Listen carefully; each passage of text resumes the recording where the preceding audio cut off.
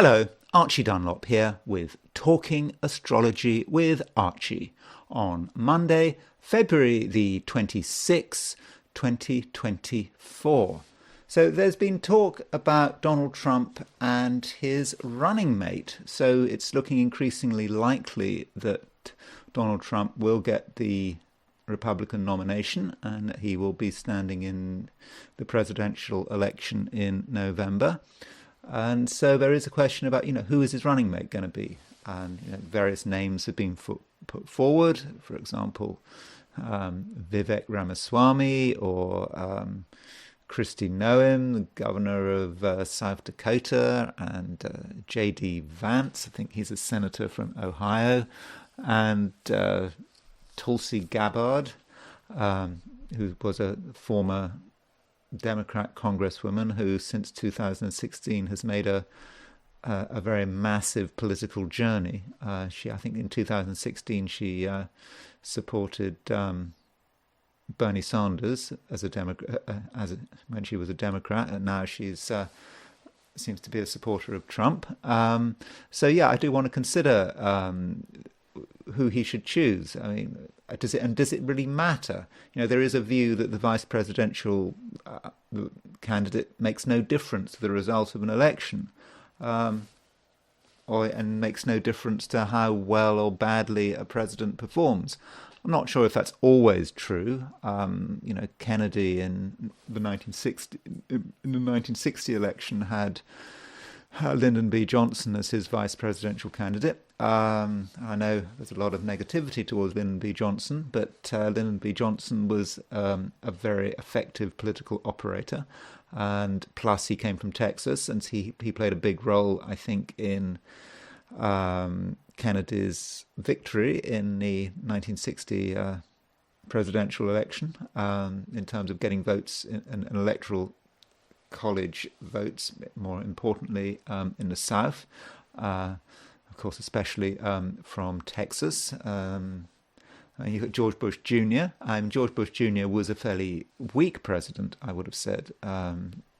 He didn't really make the big decisions all by himself, and again, Dick Cheney was his vice presidential candidate, working behind the scenes. I would have said quite an active vice president. Probably helped him quite a lot in his election campaigns and in his presidency, and maybe helped him win the 2004 presidential election. Then there are other vice presidential candidates who appear to make no difference, seem to be worse than useless. I mean, Dan Quayle, for example, George Bush Sr.'s vice presidential candidate and vice president, was destroyed by Lloyd Bentsen in a presidential debate, but didn't make any difference. In a vice presidential debate, but didn't make any difference. But still, I do want to consider a few vice presidential candidates in this video. But before I do that, I want to look at the astrology and the I Ching for today, which is Monday, February the 26th, 2024. So today, the moon is moving into Libra. To be precise, the moon moves into Libra at 2:29 p.m. London time. So that means that if you're in New York, the moon will move into Libra at 9:20.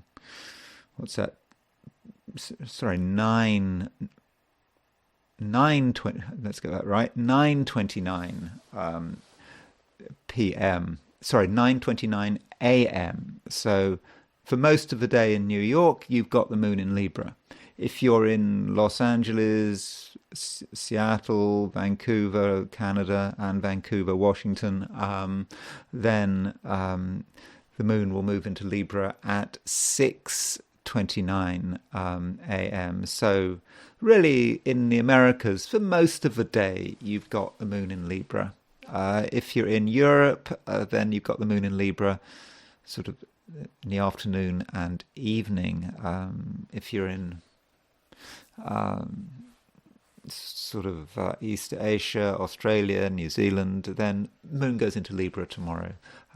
So it does kind of depend where you are. But, with the moon moving into Libra, it does create a change. Moon has been in Virgo, moves into Libra, so there's more social flow with the moon moving into Libra. Also, the moon moves from an earth sign to an air sign. So yeah, there's more thinking, more conversation, less concern about detail, but there is a certain way in which Libra and Virgo are similar. Certain details do matter. Form does matter.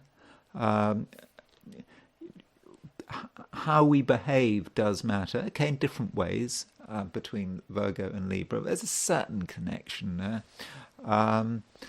But we are going to, most of us at least, are going to want to behave properly. We will be looking at how people are going to respond to us.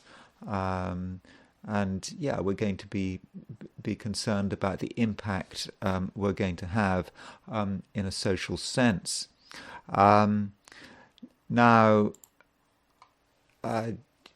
just before the moon moves into Libra, it makes an opposition aspect to Neptune.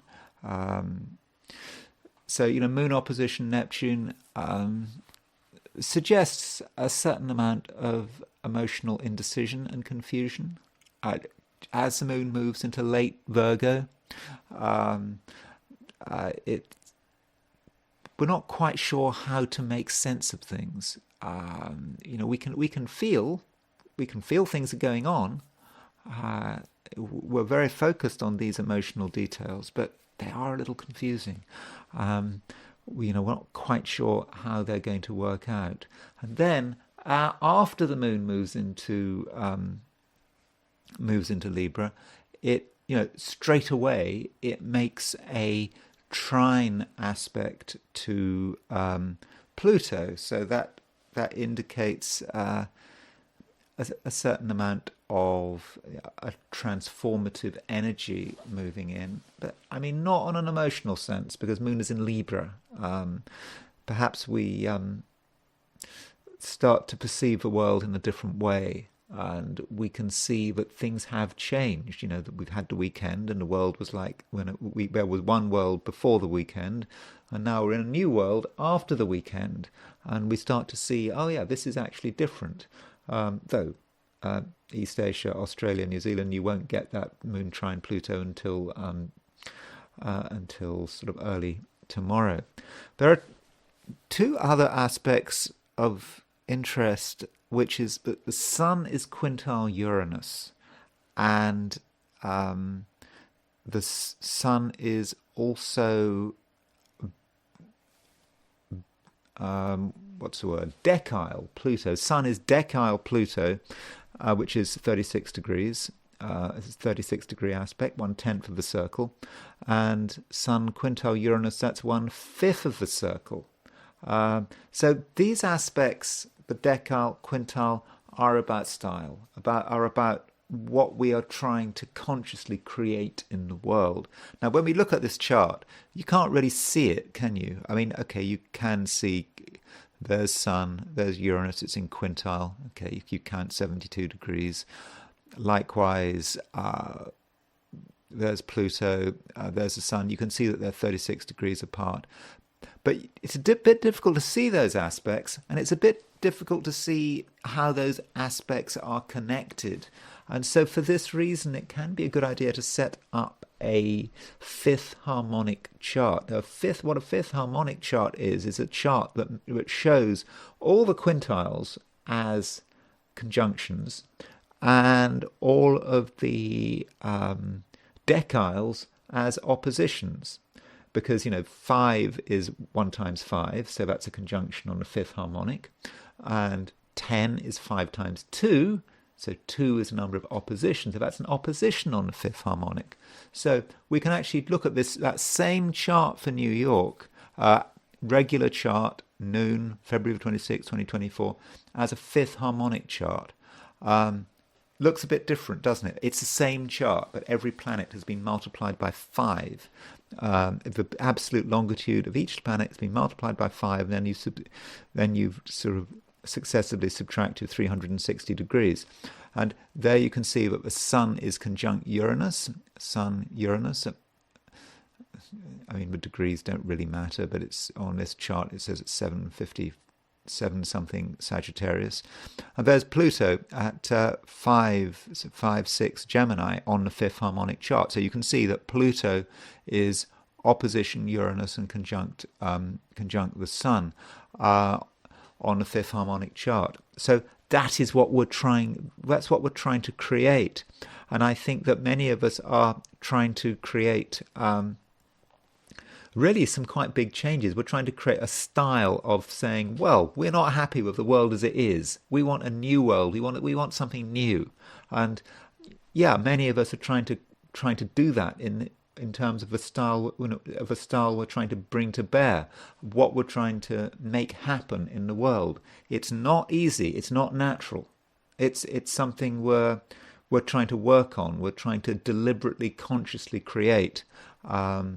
Perhaps we see the world around us and we see that it's just not good enough, and we want change. And change doesn't seem to be happening on its own, so we have to create change. So that could be quite a revolutionary force in terms of how people are trying to behave. But it's hard work. We try our hardest to be different, and then we hope that by being different, Sun conjunct Uranus or Sun quintile Uranus, but by being different, we can force through some kind of transformation. That's the decile with Pluto working out. So not an obvious aspect, but I think when we look at the fifth harmonic chart, it is quite powerful, and that's perhaps something we need to consider today. So look at other people's behavior, look at other people's style, look at your own behavior, your style, the kind of style you're trying to create in your world. It's tough, but maybe through a conscious effort we can create some of the changes that we feel are necessary to, to bring about a situation where we can have a better world. So that's the harmonic aspect. There are some lingering midpoint aspects which have been going on for some time. The Sun remains on the Mercury-Saturn midpoint. As I've been saying for a couple of days, it is about a time for saying goodbye for certain situations. Certain situations have had their day. I think we need to accept that. Perhaps that's part of a reason why some of us are trying so hard to create big changes. We just know that something has changed, and we want something. We want new changes. We're trying to say goodbye to the old and say bring in the new. And perhaps we feel that by bringing in the new, we can change some of the stagnation that we have felt ourselves to be involved in. So that's the broad picture for today, and what I want to do now is look at the 12 signs. So these are my forecasts for the 12 signs for Monday, February the 26th, 2024. Aries. The moon is changing sign.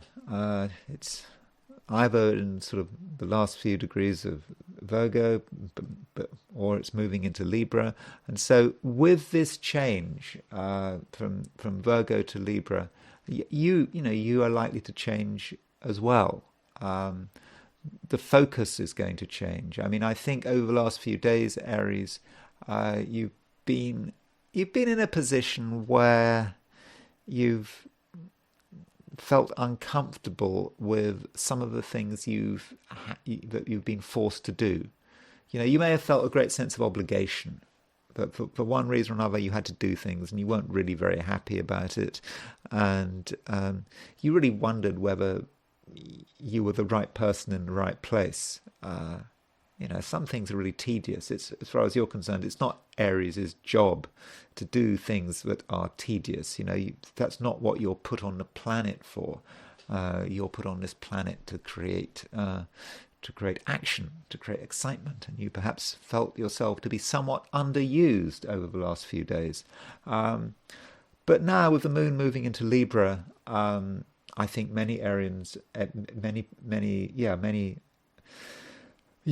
of you are thinking more about the outside world, thinking more about the people you have to deal with, and you understand that outside forces outside yourself do have an impact and perhaps need to be harnessed. So maybe to begin with, you don't feel entirely in control as the moon moves into Libra, but you perhaps feel that you can be in control if you're prepared to take action to sort of to rein people in. Though you shouldn't underestimate the impact that the world outside can have on you. The moon is has made an opposition to Neptune while it was in late Virgo. Now it's making a trine to Pluto. Just a reminder that this Neptune-Pluto sextile that we're in has just been around for ages and ages and ages, hasn't it? I don't know. I was born with a Neptune-Pluto sextile.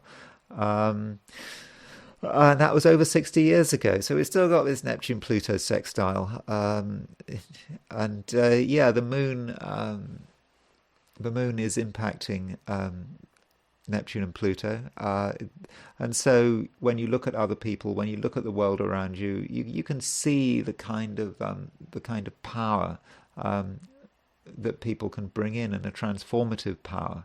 And I suppose, so what you're trying to do is, you are trying to harness it for your own benefit. But no, not really in a selfish way. To make the world, make the world a better place. That's probably how you see it. And you do have to make an allowance for certain other people. And that can be difficult if you're an Aries. Aries is very much about themselves, so having to make an allowance for someone else can be hard work.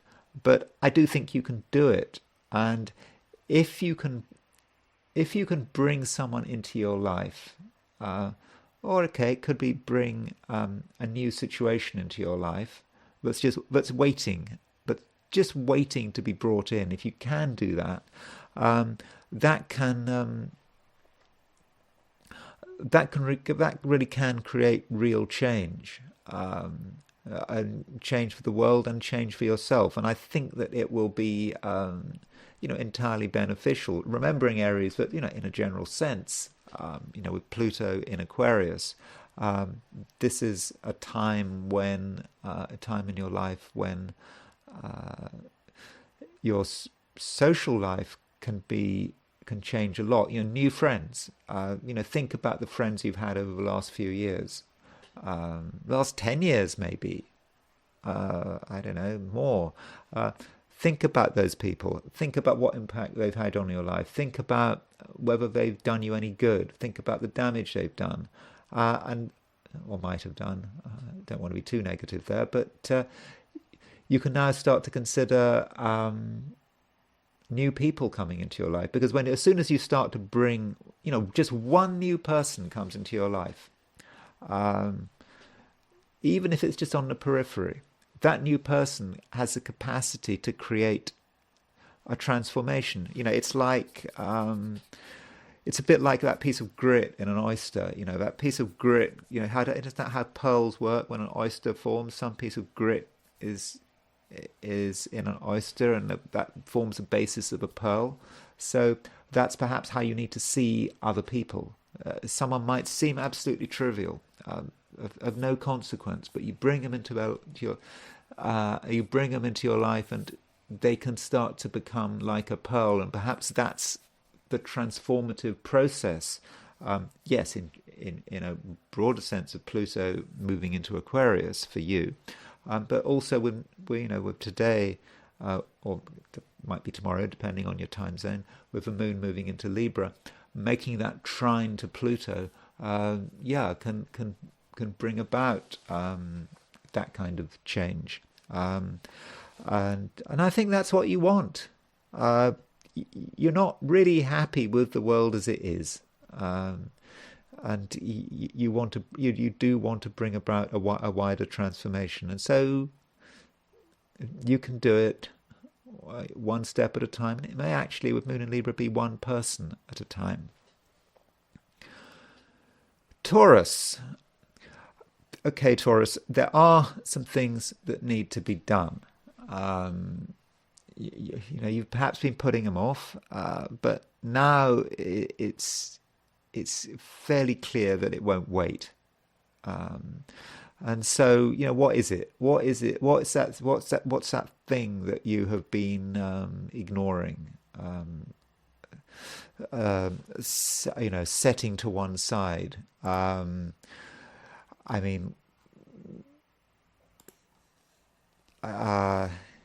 It might be tedious. For sure, it might be tedious. But I think it has to be done. And it might actually have something to do with other people. Maybe you need to talk to someone or communicate with someone. You haven't wanted to do it. You just put it off. It's kind of boring, but you just know it has to be done. And so, Taurus, I would suggest you do it. And it is going to be difficult in many respects because at the moment your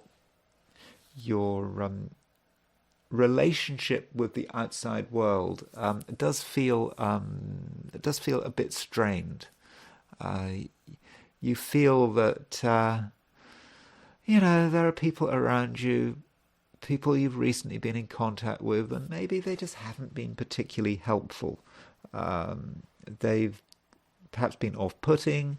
They haven't given you the encouragement you want, and maybe, Taurus, you just take the view that you just can't be bothered, and that's quite understandable. But Taurus, I think you do have to make some effort to be bothered. It is a pain, but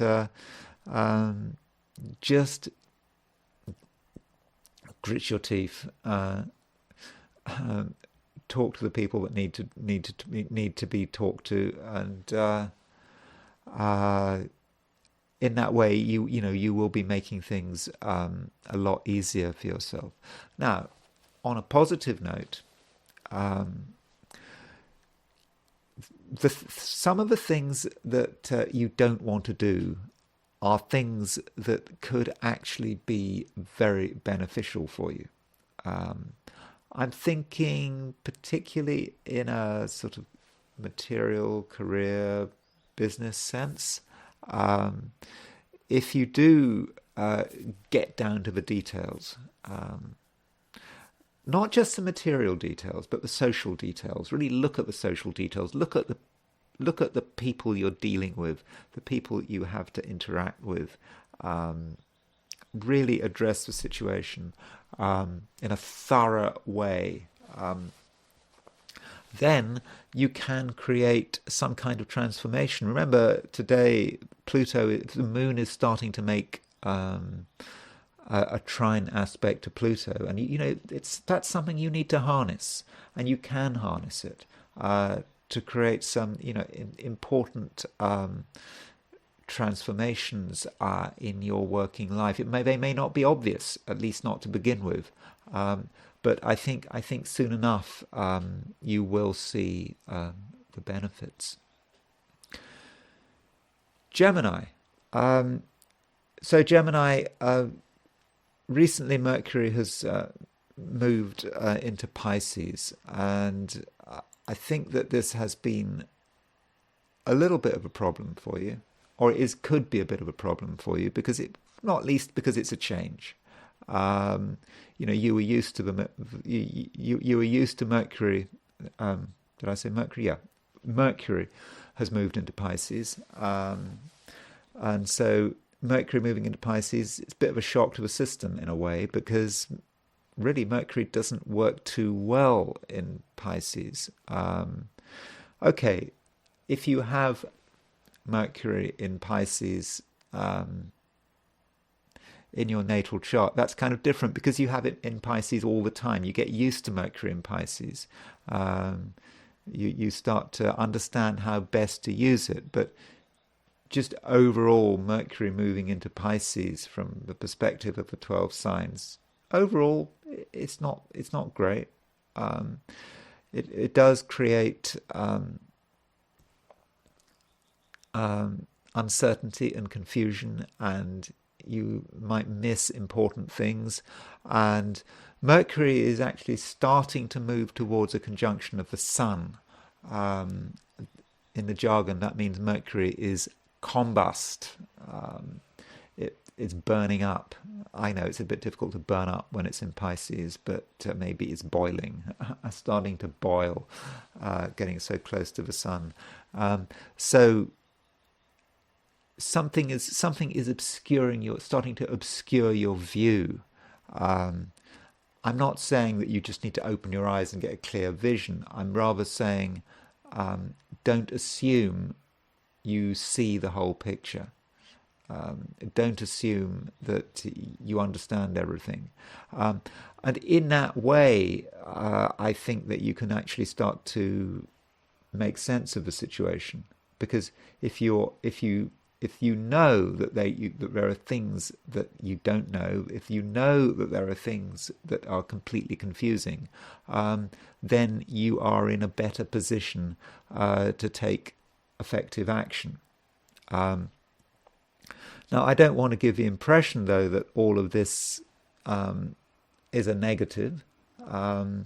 It is a time when a lot of Geminis are thinking very hard about their path forward.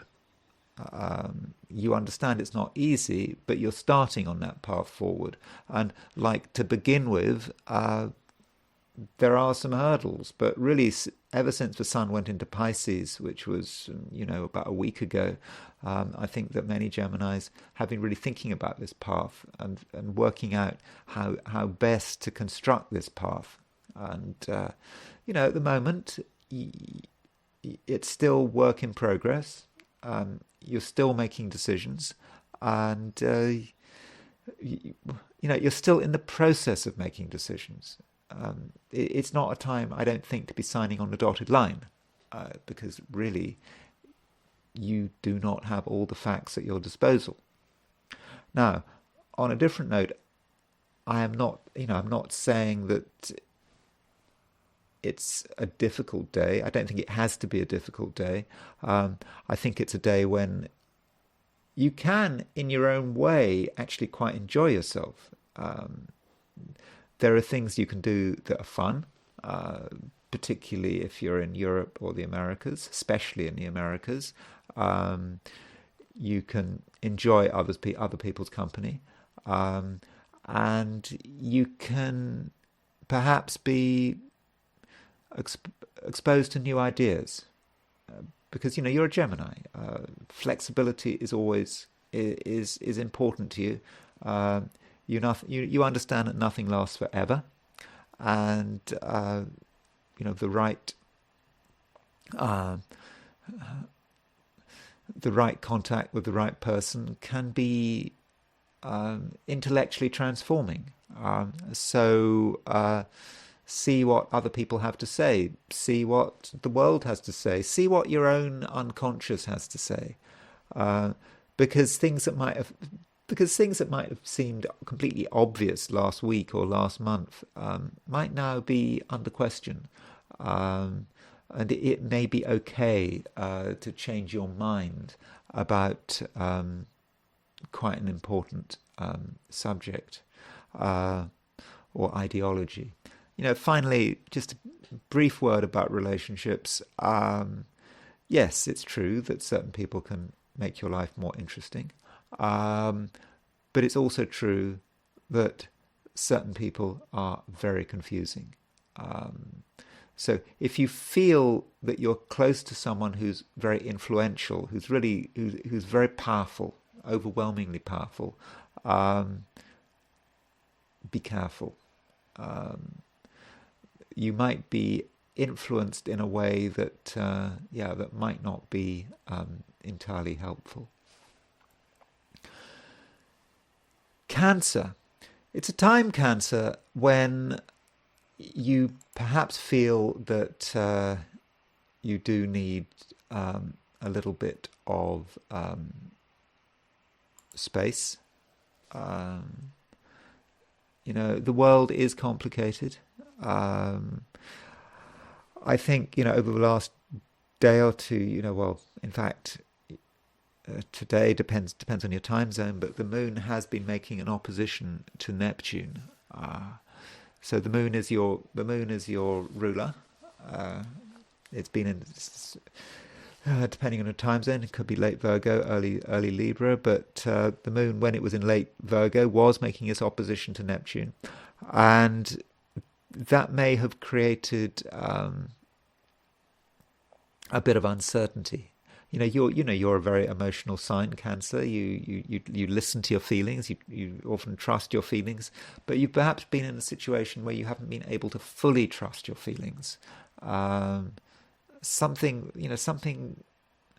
was coming up, but just didn't entirely make sense, and that may be something that's still with you today. And perhaps that's a reason why you're starting to think it might be better to give yourself space. And with the moon in Libra, I think you probably want to minimize your contacts with the outside world. From a negative and a positive sense. From a negative sense, there are things you want to avoid. There are certain confusing situations which you don't really want to have around you. So that's the negative sense. From a positive sense, it's because you want to make the most of what you've got. When the moon moves into Libra, the moment the moon moves into Libra, it makes a trine aspect to Pluto, and that moon trine, that moon Pluto trine is quite emotional, even though it is in air signs. Moon in Libra, Pluto in Aquarius. We associate the air signs with thought rather than feeling, but that might be about intense thoughts, powerful thoughts. When you're alone, your thoughts can start moving in new places that you perhaps hadn't touched, had sort of avoided, and then with moon trine Pluto, there's a sense of realization, realizing that things are changing, and realizing that you have the capacity to make fortunate change, in many ways, in terms of perhaps how in future you're going to relate to the world outside, perhaps how you relate to your finances. And I think overall this is a point of stabilization, but don't push it too far. It's just it's a breathing space. That's what it is.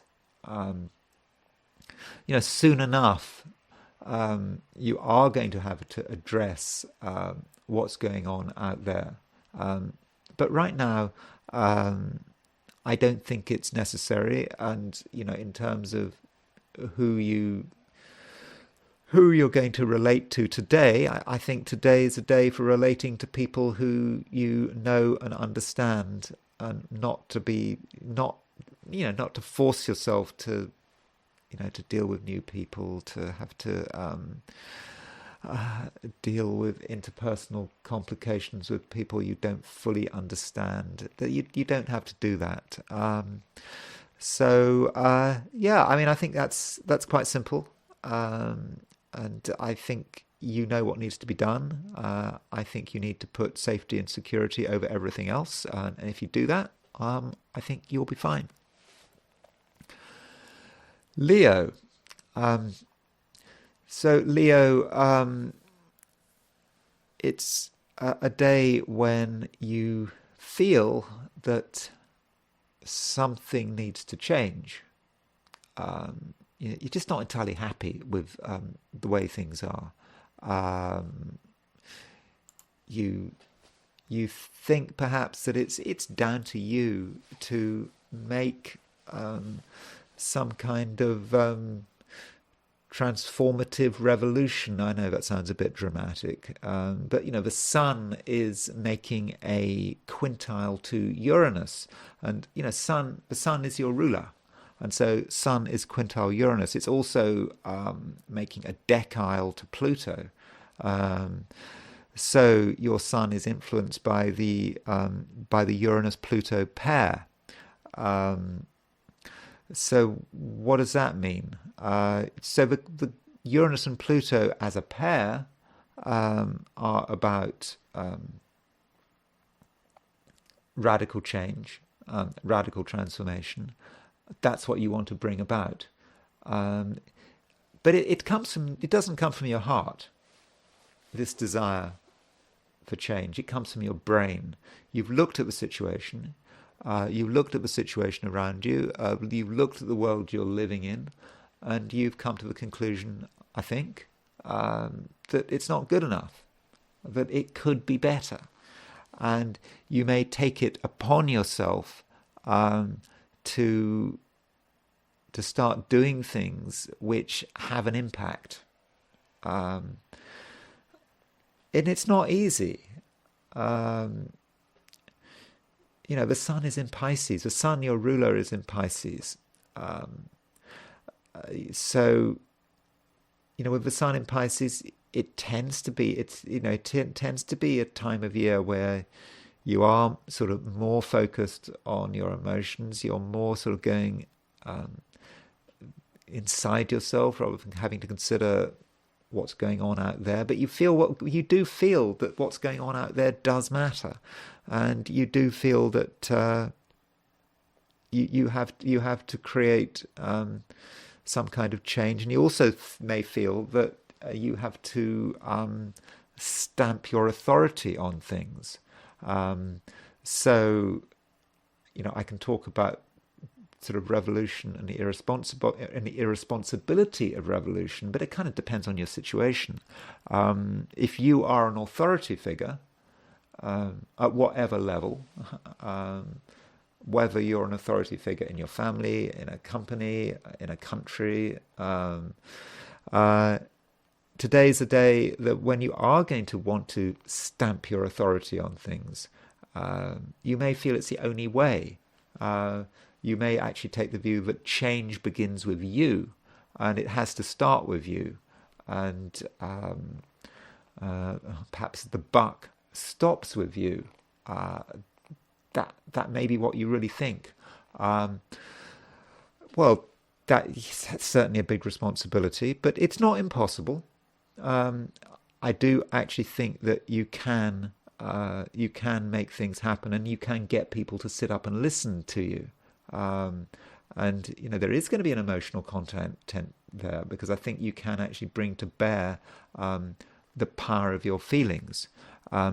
Also, your ability to communicate is probably going to be quite good, especially if you're in the Americas. That is because the moon is moving into Libra, which from which from a Leo perspective, Moon in Libra is about communication, and the Moon is making a trine to Pluto. Through the things you say, you can definitely create change. Virgo. Well, we shouldn't forget, Virgo, that there remains, or it continues to be, a lot of emphasis on the sign Pisces. Pisces is your opposite sign.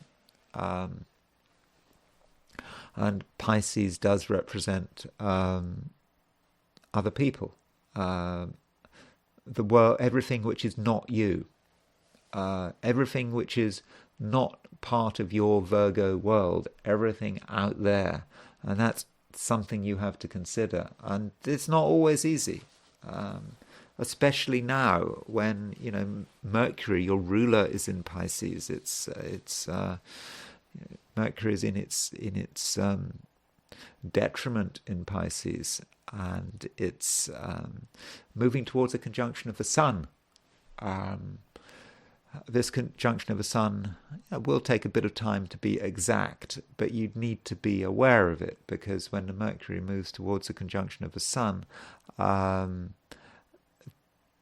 that indicates some large force that you don't have control over, that could blind you to reality. You just can't see it. And so, you're probably someone who prides yourself on your ability to understand what's going on, to be able to look at the details and make sense of the details and to draw the right conclusions. But today it's going to be very difficult to draw the right conclusions. You might actually be able to see all of the details, everything's clear, but when you try to sum it up, you sum it up wrong. So don't think you understand. You don't think you understand everything. You might see everything, but you don't necessarily understand it all, and you haven't necessarily created the right connections. There's still things that have to be worked out. So Virgo, you do have to bear that in mind. And in terms of relationships, I think today you do have to tread. You have to tread very carefully, because you could so easily be led astray. Now, one area that Pluto, many Virgos are going to have to start to consider is money, what you own, your possessions, because the Moon is moving into Libra, and from a Virgo perspective, the sign Libra is often about money, and when the Moon moves into Libra, it makes a trine aspect to Pluto, and so that indicates that you can start to see the potential for making some changes to the way you handle money. And I think these changes are going to be actually quite fortunate. They do require a bit of work, a bit of thinking, a bit of reorganization. But if you look at your money and what you're spending money on, you can see that things could be better. And it may actually occur to you that there is a new income source. It's an income source that possibly you haven't bothered about because it seemed like too much like hard work. It was a kind of a theoretical income source, but you didn't give it much time. But I think now, with the Moon moving into Libra, making that trine to Pluto, now that Pluto is establishing itself in Aquarius, you're starting to see, yes, you can you can actually do something here. So I would, I'd urge you to do that, consider it, and consider what might be possible. Now, sort of going back to relationships, and I know that relationships are often important to people, that whatever type of relationship we're thinking about, but that's often why people consult astrologers. It's they ask about relationships, and that's always been the case. You look at the 17th century astrologer William Lilly, in his case book. So so many of his clients, particularly he talked about his female clients are often concerned about relationships. But so 17th century, nothing changes, does it? Probably the case for an astrologer in ancient Rome. Relationships are just so important, because I mean, such an important part of what people ask about. And it's perhaps because there's the uncertainty of relationships. You never know exactly how someone is going to behave. But relationships do matter now, because Mercury, your ruler, is in Pisces, the opposite sign of Virgo. And so they can't be avoided. But you can still be wary. Mercury is moving to a conjunction of the Sun. There is someone out there who could really confuse you. And I'm not talking about any particular type of relationship. Just someone out there is starting to really confuse you, Virgo. You can't make them out, and if you try to make them out, you're not going to reach any useful conclusions, at least not now. So just do bear that in mind, Virgo. Certain people have to be treated with great caution, and just focusing on surface appearances probably is not the right way. It's probably not the right approach. You have to just accept the uncertainty of the situation and not get led into something which might end up being costly. Libra, the moon is moving into your star sign, or ascendant sign, or moon sign. That kind of depends how you're looking at the 12 signs. So it kind of depends. So moon moving into Libra, it is a change, and it does represent a time when you are more comfortable with your environment. It makes more sense. It's easier to relate to the world around you. And I think communications with other people are going to feel a bit clearer. And at the same time, the moon, as it moves into Libra, makes a trine aspect to Pluto, and so this is a time when you can make some gentle transformations. I know transformations are never gentle, but they're the kind of, so it's a bit of a contradiction to have a gentle transformation. But perhaps we're talking about transformations that are easier than usual. You can slowly create a situation which works in your favor. It takes a bit of time, but it's not difficult. And I think you know what needs to be done, and it's perhaps about how you express your fundamental creativity, and that is important, because we mustn't forget that Venus, your ruling planet, is in Aquarius. That is an air sign. You are an air sign, Libra. So it is a time where you remain pretty creative, when you can do what you feel you need to do without reference to anyone else.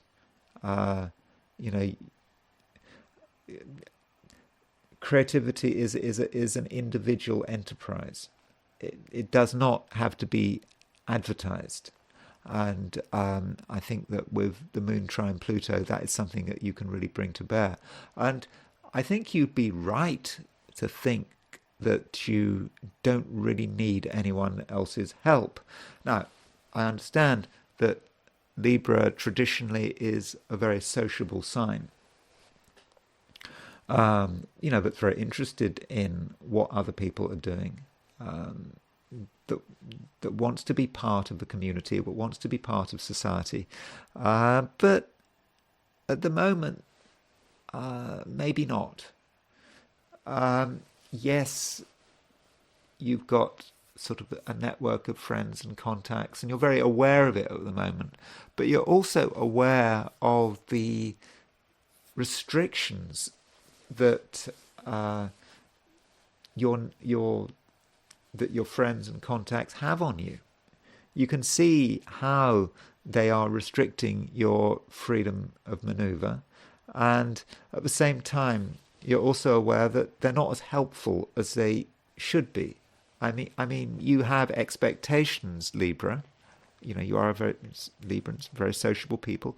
You have expectations of your friends, colleagues, contacts, and I just feel that right now you may feel that those expectations are not really being lived up to, and you're a bit disappointed.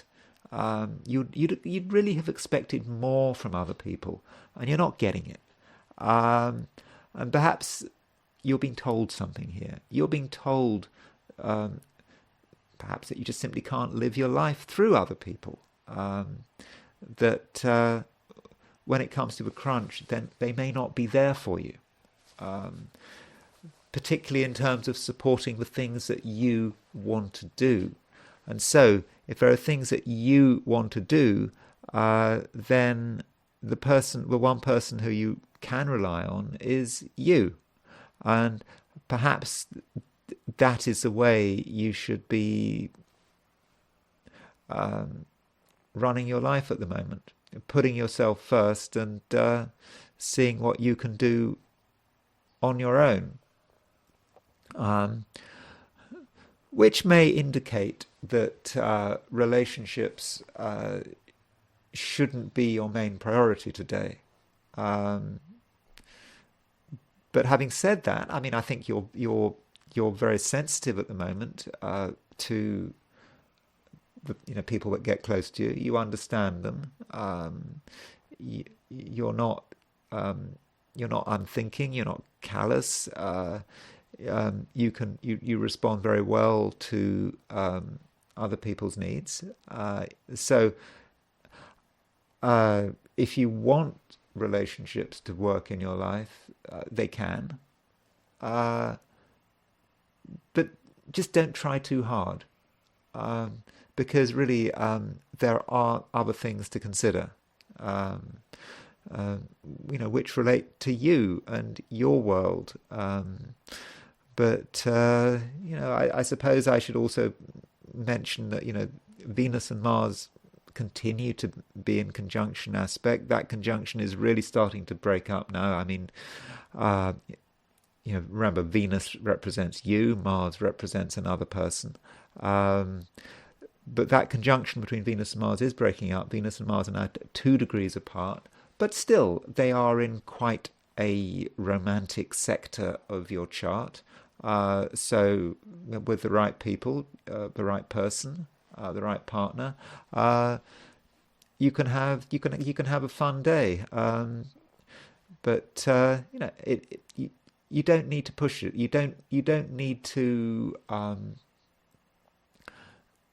think that you need to be with someone else in order to have a good day. Scorpio.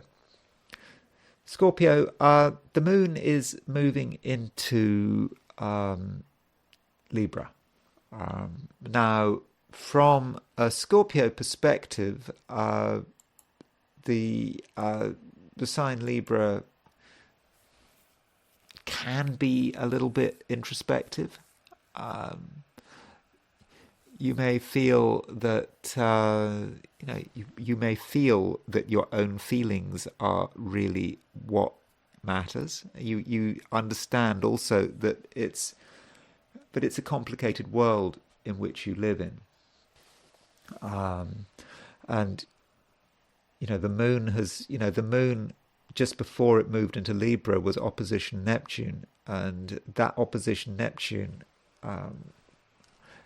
may have made it difficult for you to fully understand what was going on. You were confused, and you just feel that you need time to work out what's going on. Every time something changes out there, you have to rebalance. What you don't want to be is in a situation where you have to constantly rebalance. Constantly rebalance, and you lose touch of who you are and what you're doing. And sometimes, Scorpio, you just need time to just rebalance to the overall situation. It's better to rebalance once rather than to rebalance a million times. And so perhaps you need to get a sort of a broader picture of what's going on in the world from afar. You don't have to be right there in it all. You can just rebalance to the times we're living in, and that's perhaps what you feel you need to do. But there is a certain impatience nonetheless about you, Scorpio. You feel that things just aren't quite good enough, and you feel that something needs to be overturned. It's just things have gone on for long enough, and now things need to be overturned. So what is it, Scorpio, that needs to be overturned? Now, I'm not talking about overturning anything in a violent and a destructive way. If you're going to overturn something, you've got to consider, what are you going to replace it with? So before you overturn things, before you break things up, do consider the replacement. Because if you haven't considered a replacement, you're just causing a mess just for the sake of it.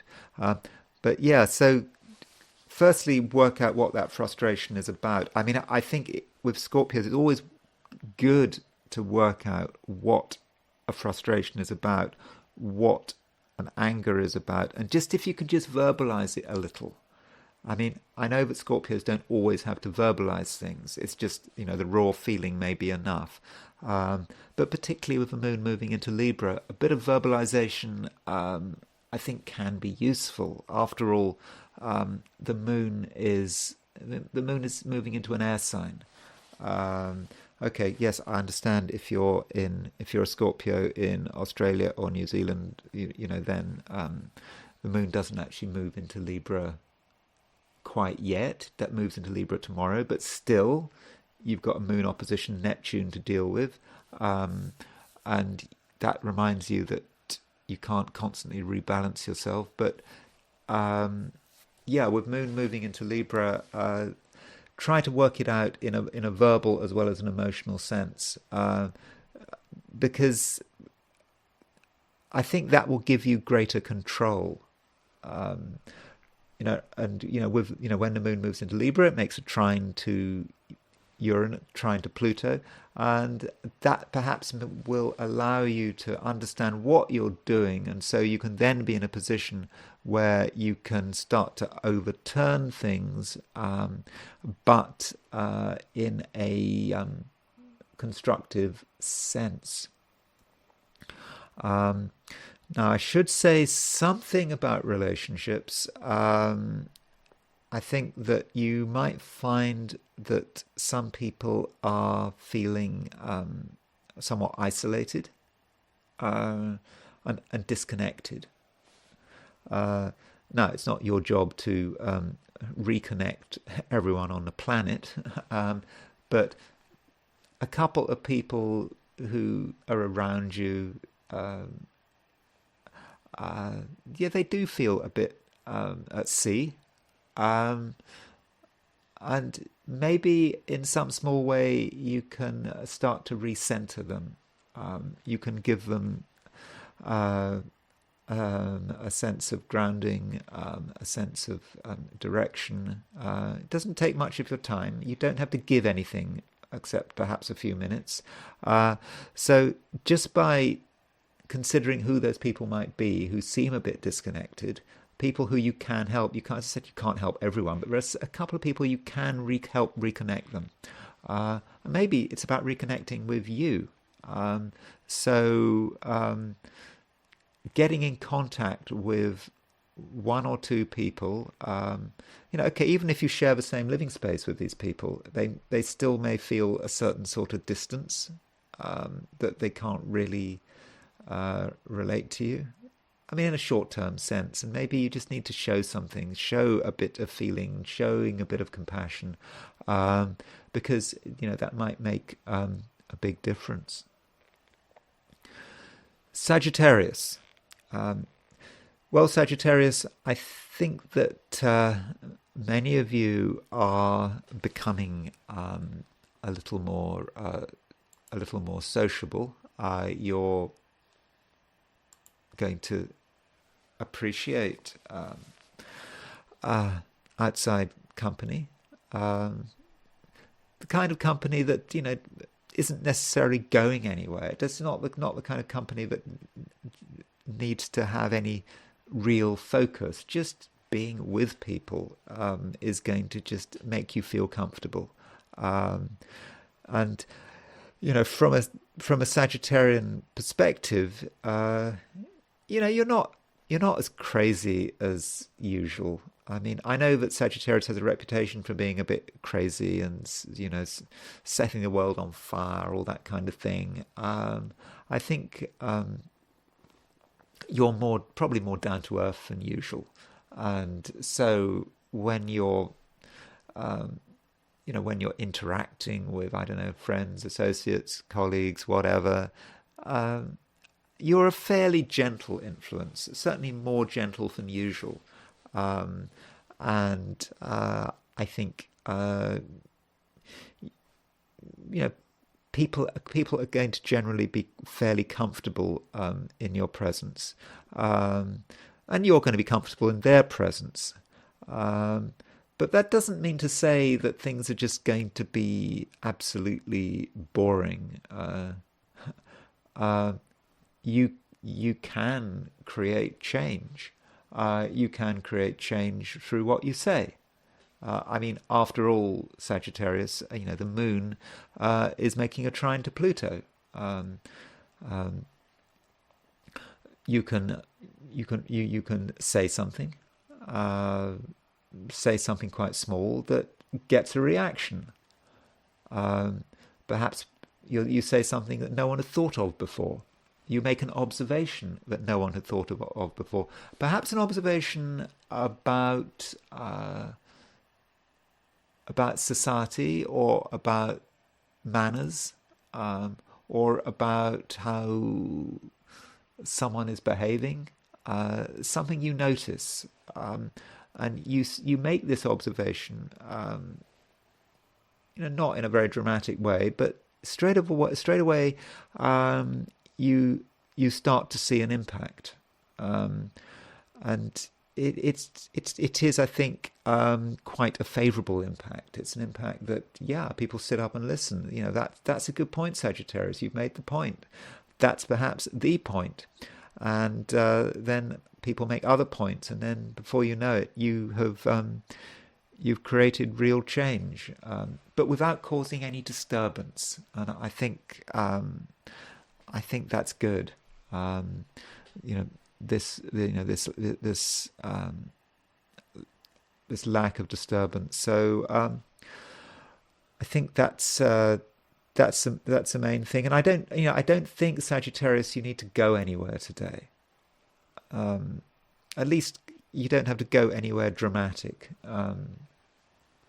It's not a day when you have to, change your routine to make sort of, to take dramatic initiatives to travel somewhere hundreds of miles away, talk to people that are hundreds of miles away. No, I think that by and large everything is happening, Sagittarius, at a fairly local level.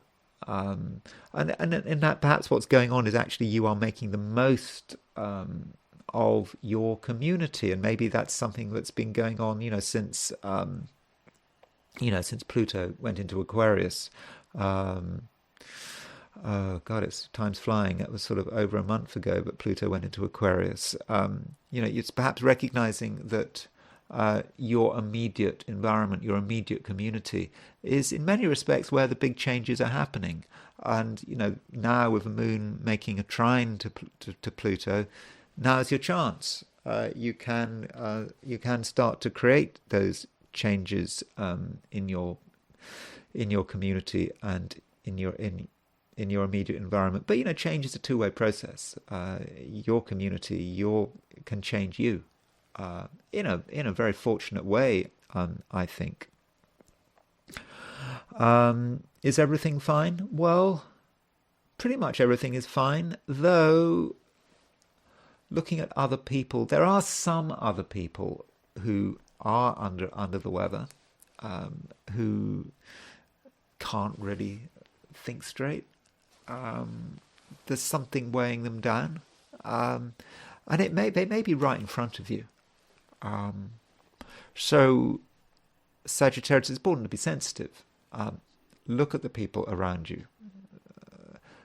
A couple of them are not quite themselves. Something's bothering them. Maybe one or two members of your family, something's bothering them. Something's weighing them down a little. And maybe, Sagittarius, it's your job to work it out and see what you can do. I'm fairly confident that you can do something. But I should say, if someone is weighed down, has got their own issues that they're trying to work out, then they're not in a very good position to give advice, are they? So if someone starts to give you advice, strong advice, then consider that giving of advice is a symptom. They're not trying to help. It's a symptom of something bothering them. So maybe people giving advice need to be helped. You need to ask them, why are you giving it? The advice may be actually a sign that they're actually looking for help. They're not trying to give you advice. I know that sounds completely contradictory. Maybe that doesn't make much sense. But be wary of people giving advice and see if you can, and see perhaps the people giving advice today are the ones who need advice. Capricorn. I have to be positive with Capricorn. I know there's particular pressure on me to be positive with Capricorn, because as I've said before, there's one commenter who seems to be very concerned with being overly negative about Capricorn. Now, I'm not going to be positive about Capricorn, just for the benefit of one person. Indeed, that would be dishonest. You cannot be positive for the sake of it. If things are bad, you have to say that things are bad. I mean, that's the way it goes, isn't it? My job is not just to make people feel good, even if I'm deceiving them. That's just, I don't see that as my role. But the thing is with Capricorn is that the moon is now moving into Libra, and I think that the moon moving into Libra is good in terms of Capricorns, all things being equal. Reason being because from a Capricorn perspective, Libra is quite a high-profile sign. Libra in the Capricorn chart is often connected with recognition, with status. And so with Moon moving into Libra, many Capricorns are in a position to increase their status. And I think you'll be doing it from a position of strength. Some people are really obsessed by status, and they just do it in a way that they don't have any grounding whatsoever. They just think that they deserve to be recognized. But you do deserve to be recognized because it's true. You've got something major to offer. What have you got to offer? Well, you've got stability to offer. You can stabilize the world around you, and you can make other people's lives a lot easier. And also, Capricorn, you have the capacity to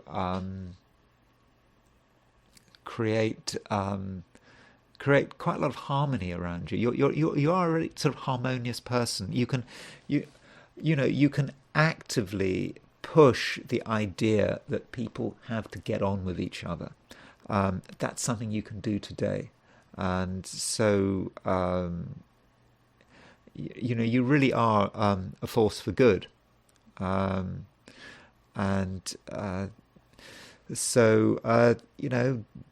Don't waste today's opportunities. It would be easier, perhaps, to just do your own thing, I suppose. But you do have that responsibility, you have responsibility, to make other people feel comfortable. And in terms, if you're working, for example, today, you can really move things along. So I think that is a big positive. And don't forget about the financial side of things, because the Moon is making a trine to Pluto. Moon trine Pluto, Capricorn, can enable you to make some really quite fortunate changes in financial arrangements, or at least you can start the process of changing these arrangements. This is a time, Capricorn, where you can benefit from financially based activities. And really, this has been going on since Pluto went into Aquarius last month. This is a time where you don't have to accept the financial situation as it is. You don't have to accept financial limitations as they are. You can actually start to bring about real change. And I think that this moon trine Pluto today or tomorrow, depend if you're in East Asia, Australia, New Zealand, that's when the moon trine Pluto will be. You can really start to create real change. And I think in terms of your work, if you're working, you may have to consider how you can make more money, because you'll deserve more money. And if you're running a business, whatever of a business is, whether it's a multinational corporation or just your own self-employment, it seems that with this moon trine Pluto, you're going to start to realize how the business can make more money. There's something that needs to change. Just one small thing that needs to change. It's not going to be difficult to change, but you have to make the change, because if you don't make the change, then nothing much is going to happen. Turning to relationships, I think that the situation is looking better. I think that some of the people very close to you may have recently been quite confused. I mean, they perhaps still are confused, especially if you're, East Asia, Australia, New Zealand, because that's the moon is going to be opposition Neptune. Moon is, of course, your relationship ruler because the moon rules Cancer. So, yes, some of the people close to you either are confused or have been confused, and over the next day or two, there's going to be greater clarity. Some of that confusion is going to start to dissipate, and you may be pleasantly surprised by someone's sort of sense of purpose and sense of dynamism. So someone you thought was really not behaving well or was disappointing you may be back on form. And so I think that is something to look forward to. Aquarius. Overall, Aquarius, I think that things are getting better. I think there has been a time, over the weekend, Aquarius, when you haven't really been in a particularly constructive mood. I think that you were perhaps overly concerned with yourself and with your emotional state. It may have become a little bit obsessive, but it reached its peak, and now I think things are improving, and you feel perhaps that the clouds are beginning to clear a bit now, and you can see what's in front of you, and you realize that what's possible, and I think that there is an underlying optimism there, because as the moon changes sign, as it moves from Virgo to Libra, the moon makes a trine, a fortunate aspect to Pluto, and of course Pluto is moving through your star sign, and so this trine is helpful, and it allows you to make some constructive changes based on your own ideas. As an Aquarius, you are in many respects an idea person. We all have lots of ideas, and Aquarians have lots of ideas. And sometimes these ideas can be just pie in the sky, just ideas for the sake of it. But right now, these ideas are real. You can bring these ideas down to earth, and you can actually make something out of these ideas. And perhaps with the moon trine Pluto, this is what you can do. And I think that you're going to be helped by other people. In the Aquarian chart, Leo is your opposite sign, and the sun rules Leo. And so in the Aquarian chart, the sun often represents the other person. And today the sun is quintile Uranus. It's also decile Pluto. So there are people close to you who are really into the idea of creating things, creating big change. It's not easy for them because it's a quintile. That's about construction. It's about having to construct something that isn't immediately natural. But people are prepared to give it a go. You know, yeah, let's create change. Let's bolt things together. Let's create the transformation out of nowhere. Things might be boring, but we're going to do it. We're going to create it. And so maybe they need a bit of leadership from you. People are trying to bring about change, transformation. It's not easy, but you can help them. And this may actually have some, this may relate to work and business. People are trying to change things. If people think things haven't been going well, things want to make things want to, people want to move to a completely different way of looking at the world. And a completely different way of interacting with the world, a completely different way of trying to change the world. And perhaps you can help them. You can give them encouragement and support. Yeah, your encouragement and support is going to make all the difference. So if you're an Aquarian revolutionary, then I think it can be a great day. And, revolutions take place on many different levels. It's not just about overthrowing the government. A revolution can be about moving a piece of furniture from one room to another. It can be about anything.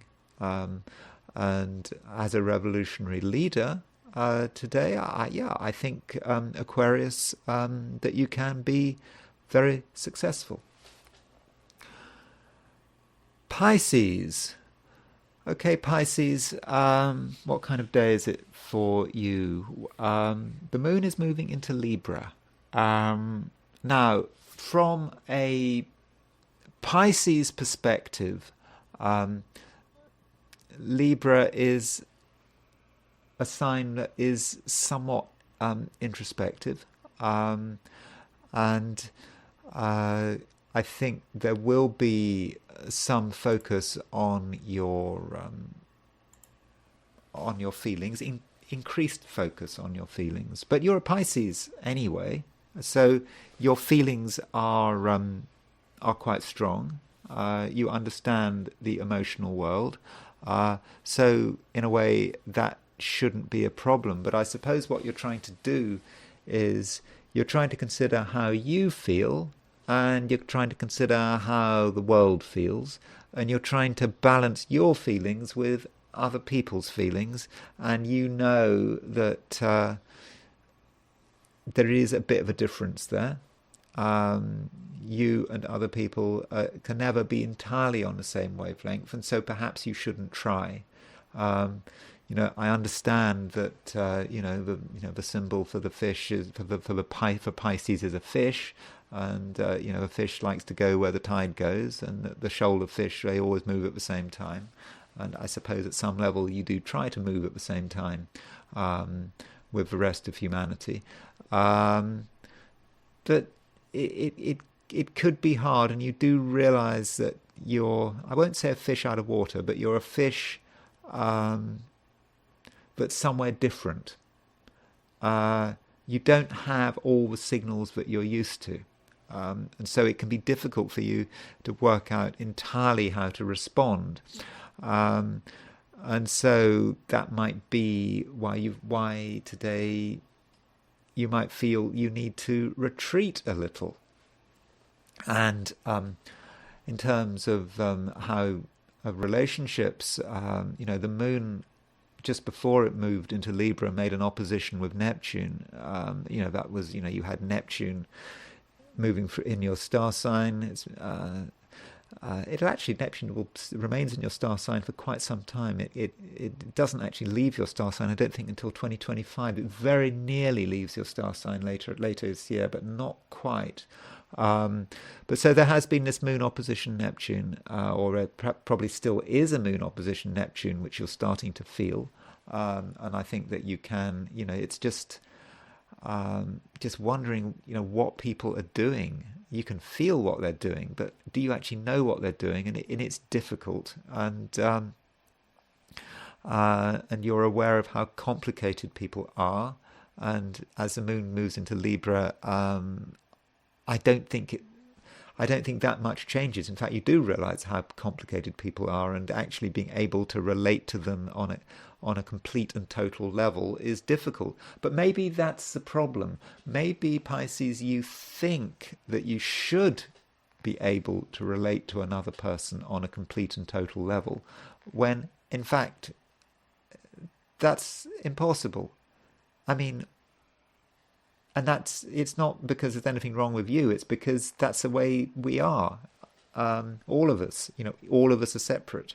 No one is ever going to know what is going on in our minds and our hearts. They might know a bit, but they're never going to know the total. They're never going to know the totality of it. And that's why each of us, in our own way, are actually quite alone. Doesn't matter how close people are to it. Doesn't matter how psychic someone is. Never going to know the whole story.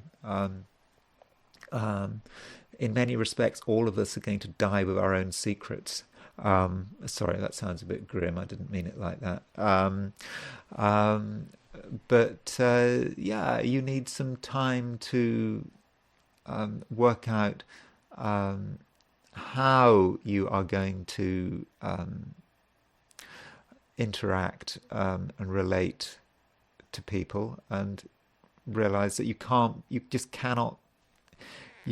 be completely part of the crowd. You cannot entirely relate to any one person. There is a part of you that always needs to be private, and you just have to accept that.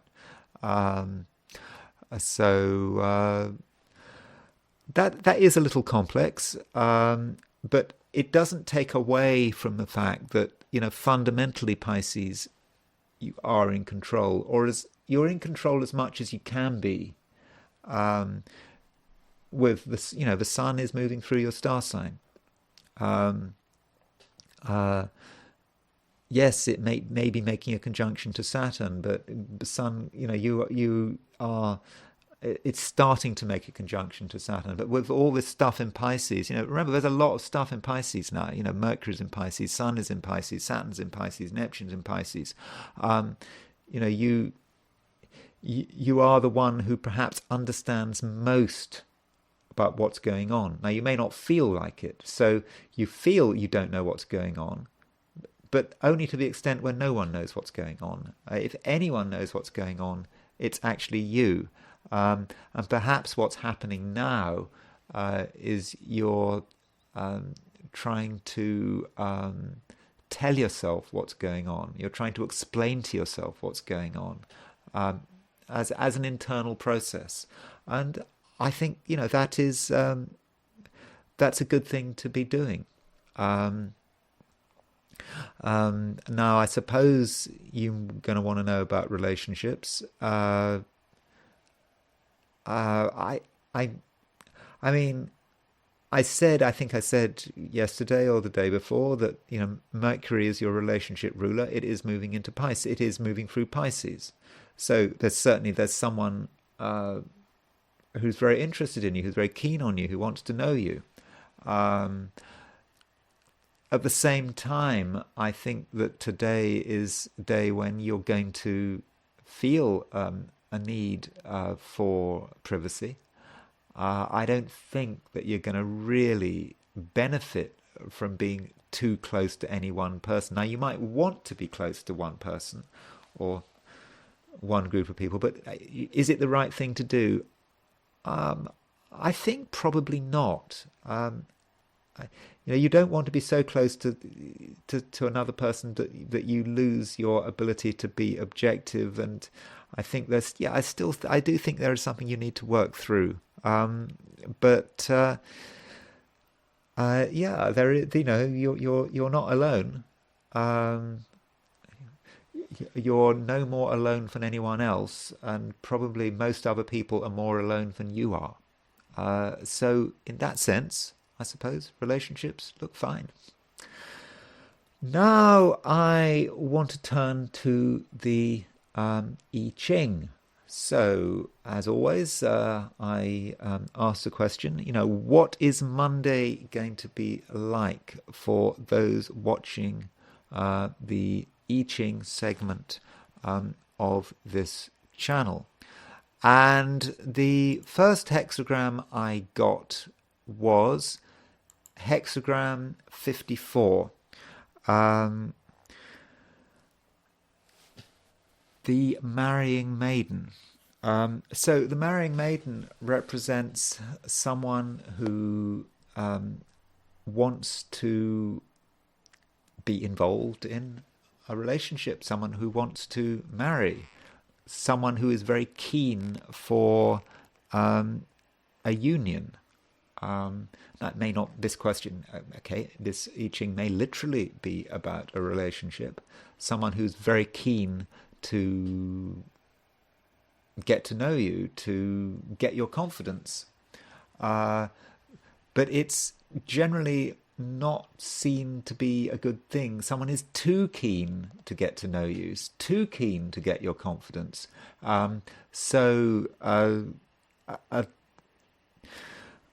There is a certain sense that there may be a lack of trust there, or perhaps there should be a lack of trust. And yeah, in general, it's about perhaps trying too hard. But there can be another dimension to the marrying maiden, which we see when we realize that the second line from the bottom is moving. And actually, this can relate to being in a relationship, but feeling kind of isolated. Being in a relationship where you feel that the person you're in a relationship with just doesn't understand you, is not on the same wavelength, and the I Ching talks about being blind in one eye, about this in terms of relationships. So the way it is that the relationship is two people, so there should be two eyes, but one eye is blind. But the relationship can continue even though one eye is blind. It's just one person is not pulling their weight, is distracted, and so the other person, if anything, that would be the person consulting the I Ching, is feeling lonely, feeling isolated, and really doesn't quite know what to do. But the advice is to persist. This is a temporary issue. So this being blind in one eye needn't last forever. And also, it's certainly a bad idea to make decisions because there simply isn't enough to go on. So, in general, this hexagram, the marrying maiden, is about issues in relationships. It doesn't have to be romantic relationships. It could be any kind of relationship. It's just someone doesn't quite know how to behave. It may be that they're trying too hard to be part of a relationship, the marrying maiden. If it's an existing relationship, it's a relationship, but at least in a temporary sense is flawed because one partner is not pulling their weight. The relationship as a whole is half blind, but at least one eye it's not fully blind, it's half blind. And so existing relationships, there can be a sense of isolation and loneliness. Now, this hexagram moves because the second hexagram, the second hexagram from the bottom moves, and it moves to hexagram 51, which is thunderbolts. At least that's what Greg Wincup calls it, thunderbolts. Wilhelm's translation of I Ching calls it the arousing. So it's a sense of shock. So something happens, and we're not expecting it. It just comes out of the blue. So that might happen today. It's just something completely out of the blue. And our first reaction might be to panic. This is dreadful. This is awful. How are we going to get around this? This is just something we just can't deal with. But the I Ching does say that it talks about the sort of the sacrificial spoon, where you sort of holding whatever you want to sacrifice. But it's saying that in spite of the shock, you don't drop it. So it's not a shock that it's so bad, and in the end we realise it's not a problem at all. So it's a shock that seems terrible, but when the dust has settled, we realise the world is still there, and we're still there. It's not as disastrous as it looks. In fact, it's needed.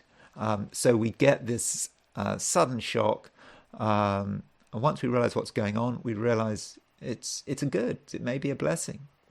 And that with this shock we can start to recreate our world. And maybe this relates back to the astrology. I said there was a trine between Moon trine Pluto. Also Mars is today is on the Uranus Pluto conjunction. That gives us a bit of an idea of a shock. And it's a shock that I think if we're clever, we can actually take advantage of it. So it's now time to go back to the astrology, and I just wanted to consider the issue of vice presidents. So yeah, Trump is almost certain to be the Republican nominee. Okay, he could drop dead. But so if he's the Republican nominee, who is he going to choose as his vice president, and how can we evaluate which vice president he should go for? Now I have looked at some of these people's charts already in previous videos, but one person that there's a lot of talk about is Vivek Ramaswamy. So he is considered as a possible vice president, and of the candidates I've looked at, the big advantage Vivek Ramaswamy has. Why perhaps Trump should choose him as his presidential candidate, as we know his time of birth. As far as I'm concerned, that's a major thing. We've got a time of birth for Vivek Ramaswamy, so that certainly makes him a good candidate as far as I'm concerned. So, would he be a good person to be vice president? I think the first thing to notice about Vivek Ramaswamy's horoscope is that he has got, at least in terms of this question, would he be a good vice president for Trump? He's got the South Node on the midheaven. And in fact, he's got this wide Saturn conjunction, the South Node. Yeah, he's got the South Node on the midheaven. He wants it. He's ambitious with the South Node on the midheaven. He's already incredibly successful in his life. We know that. He was successful from a very young age. But if you've got the South Node on the midheaven, it's just easy, isn't it? It's like, you were perhaps successful in I don't know, if you're into reincarnation, you could say, well, you were successful in a previous incarnation. Great. It's just easy. It just comes so easily. So, no wonder, if you've got all this money and he's young, well, the next stage on is to just be president or vice president to start with. So, yeah, I'm sure that he'd be very happy to be vice president, to be a vice presidential candidate. But if you've got someone with the South Node on the midheaven, you have to ask whether it's good for them. And indeed, whether he can actually be be successful. And I think there are problems here. I don't like the fact that he's got Mars square his midheaven. If you are trying to be if you're trying to be successful in a business, you don't have to please everyone. You just have to please enough people to to get and you have to please enough people to create a business. That's all you have to do, isn't it? But if you're trying to be vice president, or you have to please a lot of people. Although maybe the vice president doesn't matter, as I've already suggested. Okay, did Sarah Palin help John McCain in 2008? Probably not. Sometimes Lyndon B. Johnson certainly, in my opinion, helped John F. Kennedy, but very often the vice president is irrelevant. But still, he's got Mars. He's got Mars square the midheaven, Mars square the nose. I think there's just a bit too much aggression there. He's too keen here, and it's not just Mars. It's because he's got Mars Jupiter opposition, square the midheaven. Yes, he's got a lot of energy. But that south node on the midheaven, square the Mars, square Jupiter, that makes me think that maybe he might not bring anything useful to Trump's campaign. That's just a possibility. I wanted to just look at how he compares with Trump. So there's Trump in the middle. That's Trump's chart inside, and on the outside is Vivek Ramaswamy's chart. I mean, it's important that a candidate for the presidency and their vice president and their vice presidential candidate get on okay. So how do Trump and Vivek Ramaswamy get on? You can see that Vivek Ramaswamy's Venus at 8 Cancer is conjunct Donald's Mercury at 8 Cancer. So, I mean, I think that suggests that they can relate to one another. I mean, a Venus-Mercury conjunction is useful. I wouldn't have thought there'd be too much conflict there. Mars, Vivek Ramaswamy's Mars is conjunct Trump's Pluto. Is that important? I mean, that Pluto would represent Trump's generation. That would represent Trump as a generational person, baby boomer, born in 1946, and Vivek Ramaswamy's Mars is hitting it. Is that good or bad? It could be both. It might actually be quite good. It might be quite motivating for Trump. There's something about his energy, Trump in his late 70s needs a younger man to motivate him, to sort of motivate his generation, the 1946, the class of 1946 or whatever, people born in that year, the early baby boomers. So maybe that Mars is going to be quite useful. So in that sense, I mean, I don't think they get on too badly. As far as, finally, I should look at Vivek Ramaswamy's solar return. So this solar return is telling us something because we do have the time of birth for Vivek Ramaswamy. This is his solar return for August the 9th, 2024. He has got North Node. He's got the North Node on the midheaven. Remember, he's got the South Node on the midheaven in his natal chart. So we've got nodes on the midheaven, repeated theme. The Sun is on the second house cusp. Sun is trine Jupiter. That might be helpful, although one has to wonder how useful is that Jupiter because it's in Gemini. But the moon he's got the moon trine the sun, moon trine Jupiter, moon trine. It's actually quite useful. It's quite a good solar return. So Vivek Ramaswamy, it might be okay, but I'm just concerned about Vivek Ramaswamy's fundamental natal chart. That South Node on the midheaven, square Mars, square Jupiter. Is it really his destiny? I know he feels it's his destiny, but Vivek Ramaswamy's desire to be vice president or to be president is, I don't know. It seems like past life stuff. It's something he should have grown out of by now. So that would be my overall view on Vivek Ramaswamy. So someone else to consider would be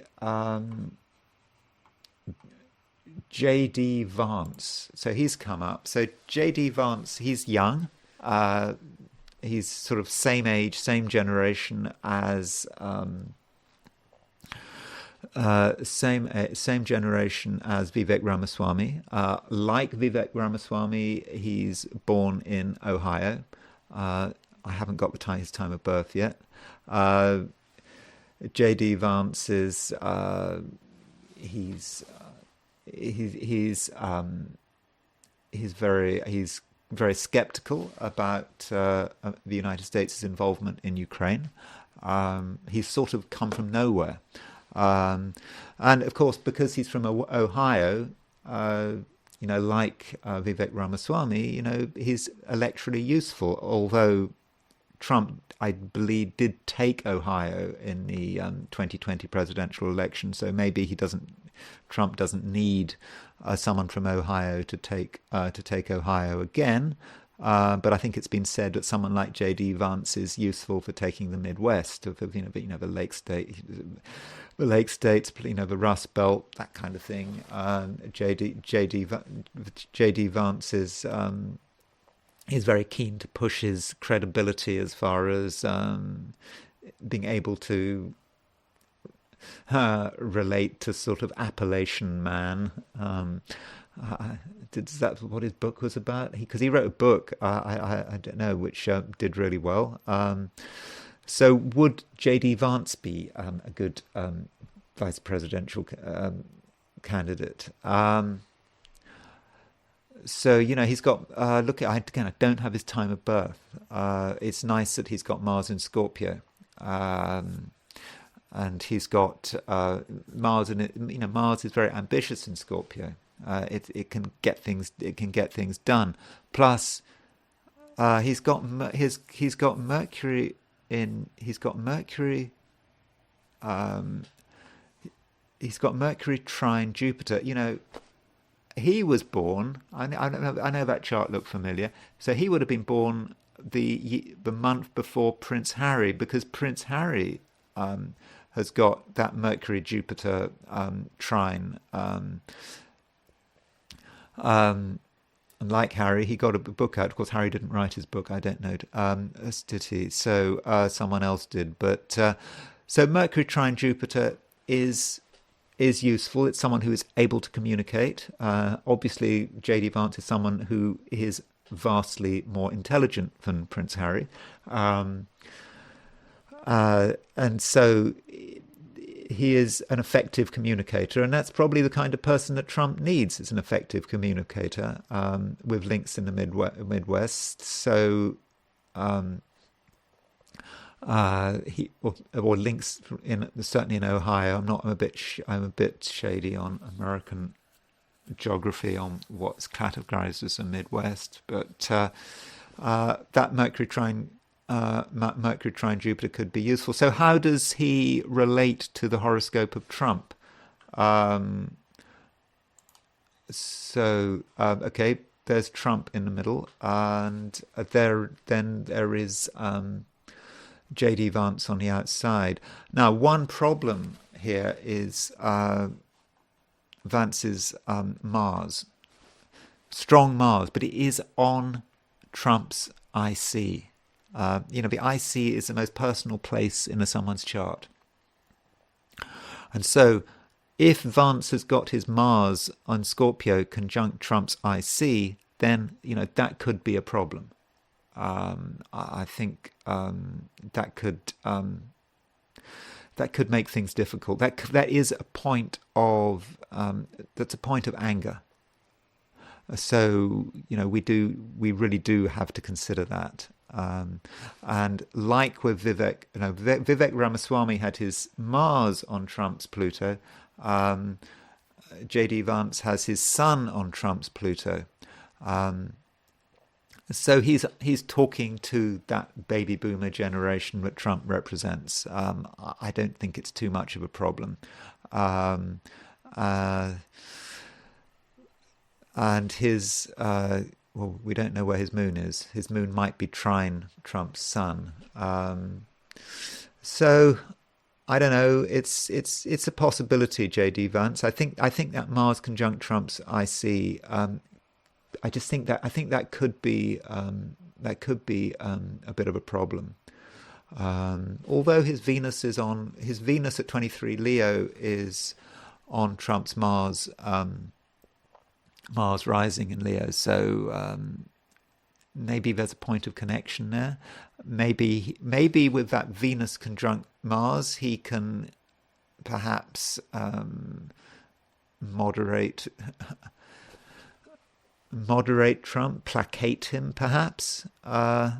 That's certainly a possibility. One thing though about the Sun, yes, he has got the Sun on Trump's Pluto, but he's also got Saturn at 10 Scorpio square Trump's Pluto.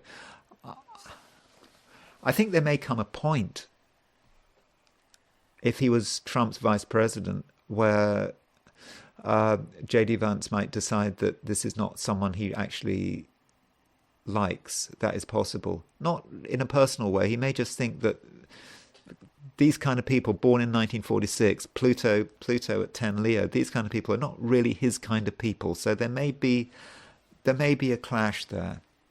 So I think there could be problems with J.D. Vance. Now, someone I've looked at before is Kristi Noem. She's the governor of South Dakota, who has been getting a lot of attention recently. I don't think Trump needs any votes in South Dakota, so I don't think there's any value there.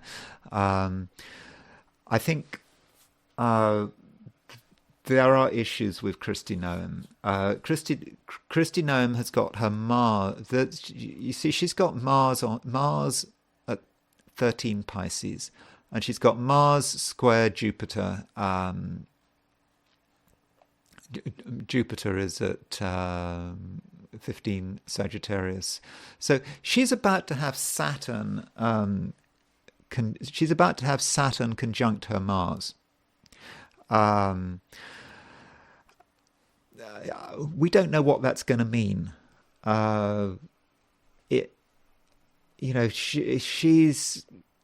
She's capable of making mistakes. I know that.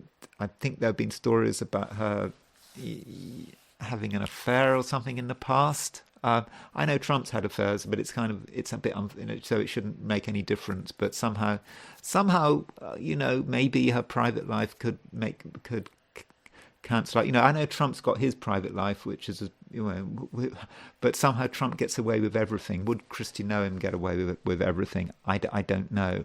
But I think Saturn hitting her Mars quite soon is a problem. I think Saturn squaring her Jupiter could also be a problem.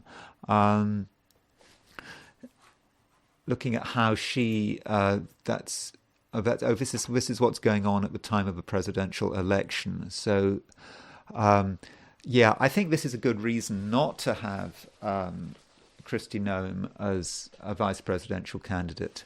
I mean, look at Saturn. Saturn is at 1246 on November the 5th, 2024. So Saturn is going to be on her Mars. So I think that that alone, suggests maybe not. I just don't feel that Kristi Noem is the right presidential candidate for Trump.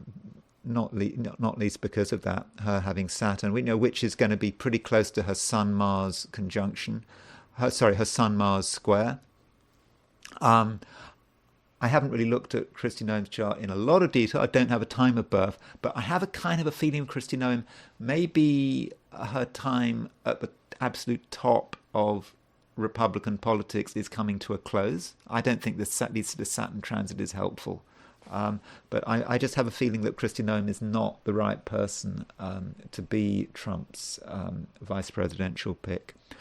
Finally, I want to look at the horoscope of Tulsi Gabbard. I don't have her time of birth, but she's obviously a really interesting person. Not least because she was a supporter of Bernie Sanders in 2016, and now she's been talked about as a potential vice presidential pick for Donald Trump. She is. I would have said she's sort of a bit of an isolationist. She doesn't. I think she takes a view that America is overcommitted in terms of its foreign policy. She's like J.D. Vance. She's very skeptical about America's war in America's war in Ukraine, its proxy war. I think she has her doubts about the United States' heavy involvement in Syria. She takes very seriously Islamic terrorism. I think she's supportive of Israel, but she's certainly come a long way since 2016, and so which raises the question: why? What actually was going on that made her change so much?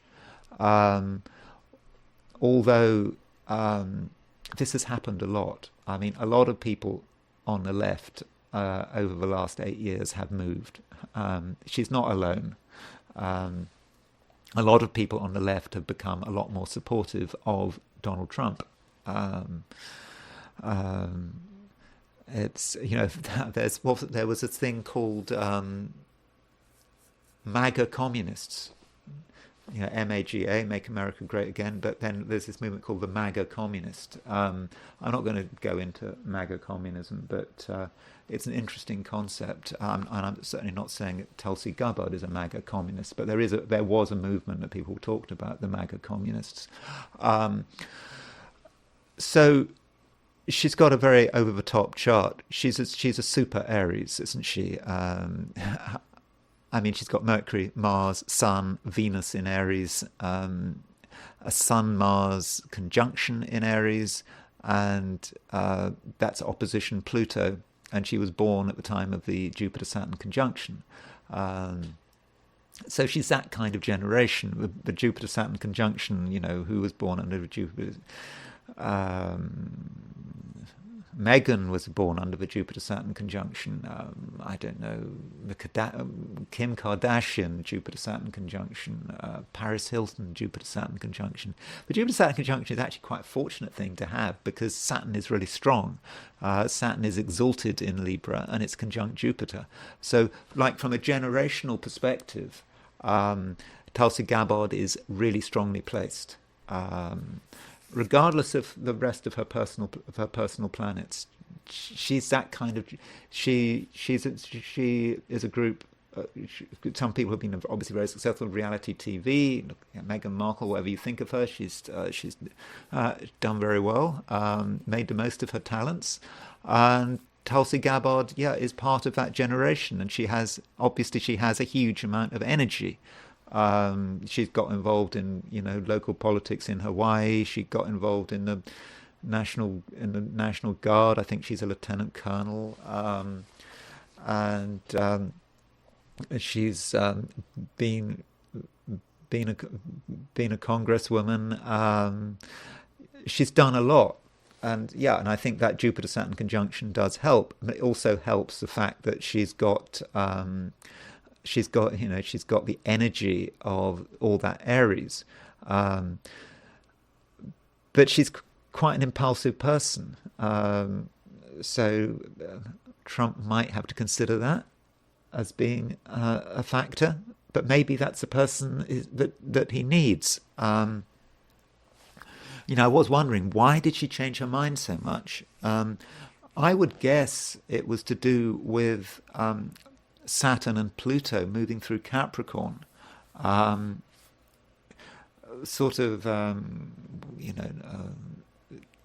2016, Pluto was at around, I think, 15 Capricorn. And then as she moved into 2020, I think she actually tried to get the Democrat nomination in 2020. Now, that was when Pluto, around that time, Pluto and Saturn were in Capricorn, were making squares to her Sun-Mars conjunction, were making squares to her Pluto. And this may be when her ideology started to change. Or maybe she would take the view that her ideology didn't change, but the world changed. I don't know how she rationalizes that.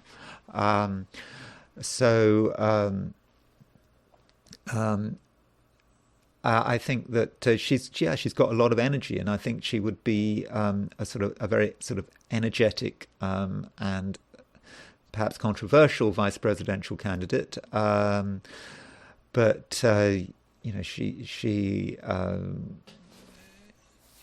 it's having a woman as a vice president. That's perhaps always something that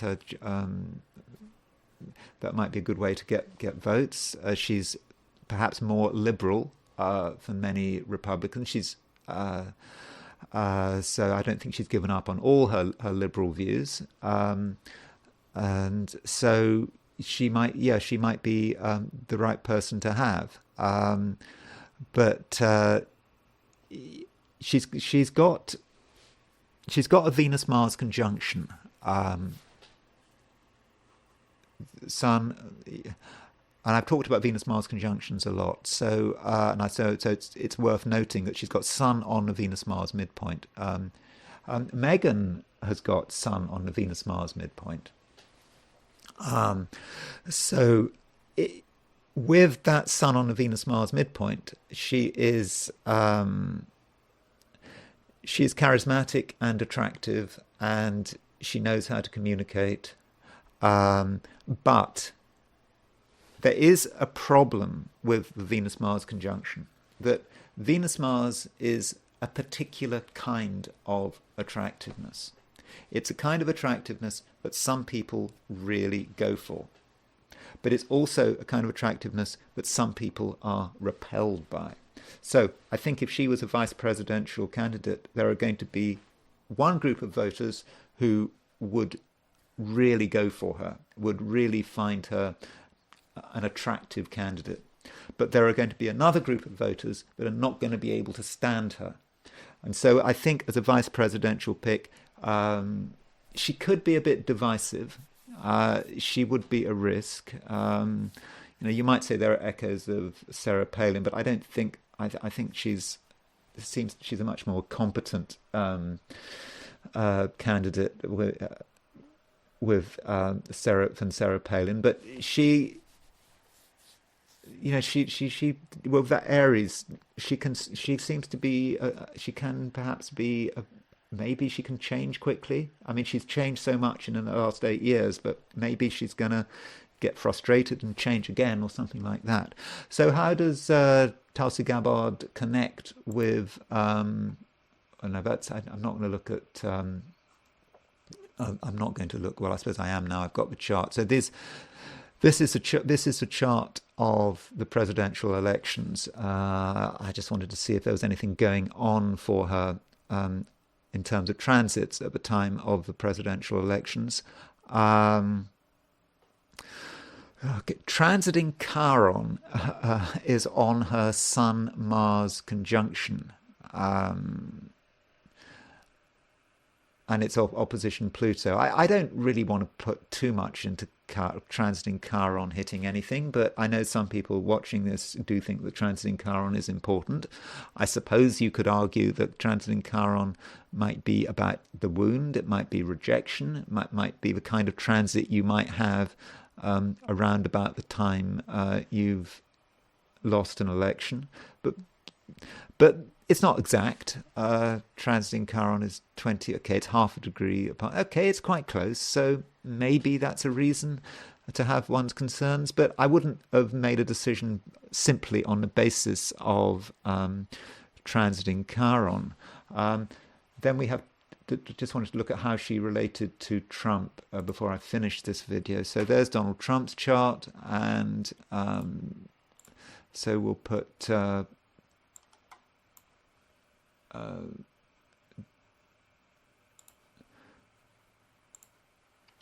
are they going to relate? Is this a pick that he's going to feel comfortable with? So Trump has his sun at 2256 Gemini, and Tulsi Gabbard's sun is at 22. Well, we don't know exactly what time she's born. So, but her sun is exactly sextile his sun. Her Venus is sextile his sun. Her Mars is sextile his sun. So, that suggests quite a good relationship. I think Donald's going to like her, and I think she at some level might like him. I think there is some level of compatibility between the two. Notice that she's got her moon on his Pluto. So when I was talking about Vivek Ramaswamy and J.D. Vance, they had the Sun and Mars conjunct his Pluto. She's got her moon conjunct his Pluto. So, but we don't know her time of birth. So her moon is in Leo.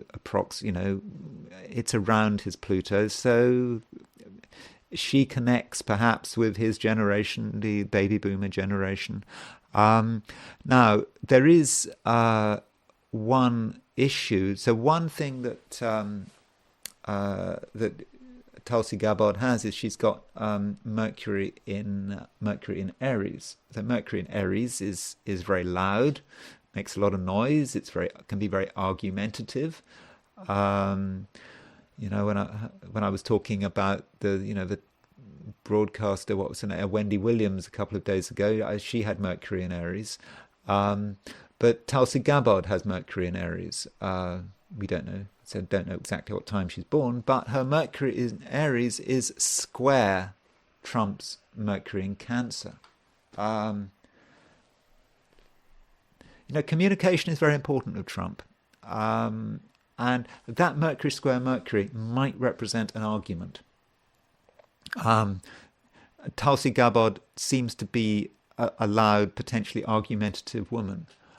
So there is a scope there, I think, for Trump and Tulsi Gabbard to have arguments in the run-up to the campaign. And I suppose if they get elected, then afterwards. But that doesn't matter. The key point is to get elected. That is something to look out for. As far as who Trump should go for, I don't know. It's difficult. I don't think he should go. Definitely shouldn't go for Vivek Ramaswamy. I'm not convinced. I don't think it is Vivek Ramaswamy's karma, if you like, to become vice president. Kristi Noem, no, I don't think, not at all. So Vivek Ramaswamy, Kristi Noem, absolutely not.